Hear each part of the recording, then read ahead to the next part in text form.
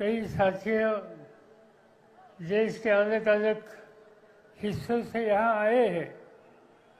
अलग अलग राजनैतिक दल के नेता यहाँ हैं और उनका सम्मान और स्वागत करने के लिए आप यहाँ कई घंटे से मौजूद है। इसके पीछे एक ही बात है कि आज जो मुल्क की अवस्था है, हिंदुस्तान की जो स्थिति है, इसमें बदलाव लाने की ज़रूरत है। ये बदलाव ला सकते हैं हम सब मिलकर, इकट्ठा होकर।